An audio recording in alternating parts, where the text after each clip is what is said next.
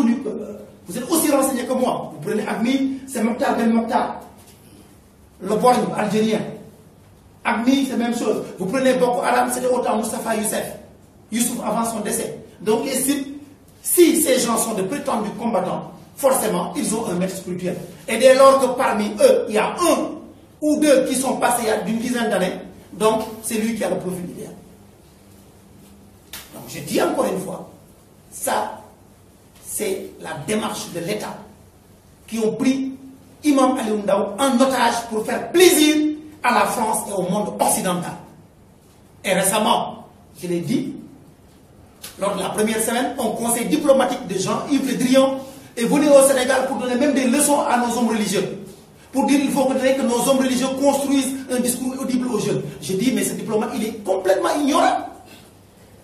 Dans la situation de pauvreté que nous vivons au Sénégal, qui fait partie des 25 pays les moins avancés, si les gens ne sont pas dans la rue, c'est parce que nous avons des hommes religieux qui ramènent toujours les jeunes et la population sur le chemin de la foi et la droiture, en leur faisant espérer toujours un lendemain meilleur. Ça prouve que ce diplomate est fondamentalement ignorant. Et il a allé jusqu'à dire également, il faudrait que l'islam, n'est-ce pas, qu'on l'aide à aller dans le chemin de la modernité. Mais au Sénégal, notre islam n'a pas un problème de modernité. Ça, c'est un problème français. C'est les Français qui ont un problème avec l'islam et qui posent ce débat. Ça prouve encore une fois que ce diplomate est manifestement ignorant. Nous n'avons pas de problème avec la modernité. La dernière chose, il avait évoqué également la question de la laïcité en disant que l'État ne doit pas se rattacher au conflit, l'État doit être neutre. Ça, c'est la conception française de la laïcité. Nous, l'État est laïque, il est neutre, mais il n'est pas indifférent aux religions. C'est pourquoi lorsqu'il y a Gammo, lorsqu'il y a Noël, lorsqu'il y a Pâques, il y a toujours une autorité de l'État qui est là. Ça prouve que ce diplomate est ignorant et il est venu s'ingérer dans des affaires intérieures du Sénégal, ce qui est inacceptable et scandaleux.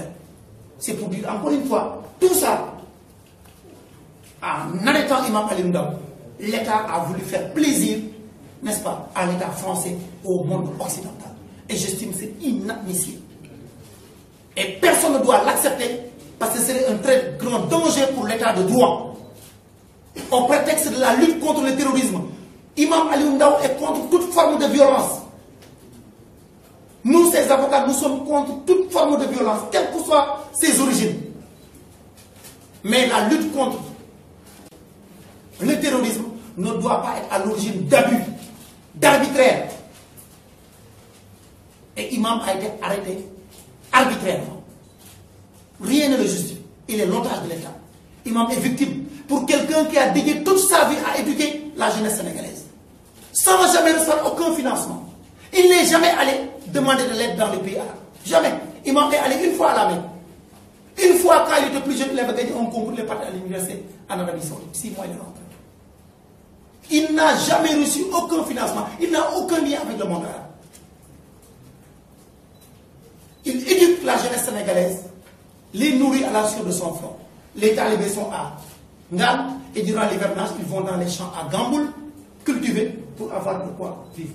Cette personne qui devait être décorée, fait chevalier national de l'ordre du mérite ou d'autres sortes de décorations, aujourd'hui l'État essaie de le traîner dans la boue, de le salir. Alors que c'est un homme d'honneur qui a rendu énormément de services à son peuple. Et il me disait l'autre jour que quel que soit l'issue du procès, je continuerai à faire ce que j'ai à faire pour mon pays, pour la jeunesse de mon pays. C'est ma conviction. Je n'ai rien fait. Et quel que soit Alpha, je continuerai à servir mon pays. Ce régime, il n'est que passager. Mon rôle et mon devoir, c'est d'éduquer les jeunes de mon pays. À les former, à les encadrer, à croire en eux-mêmes et à croire à leur pays. Voilà. Et pour terminer, nous espérons, parce qu'un procès, c'est l'occasion de rechercher la vérité. Parce que c'est un procès. L'interrogatoire, c'est pourquoi? C'est pour rechercher la vérité. Si nous avons demandé la comparution des officiers de police judiciaire et du général, chef d'état-major général de l'armée sénégalaise, c'est pour qu'ils contribuent à la manifestation de la vérité, à titre de simple renseignement. Pour que toutes les personnes qui en savent quelque chose viennent le dire.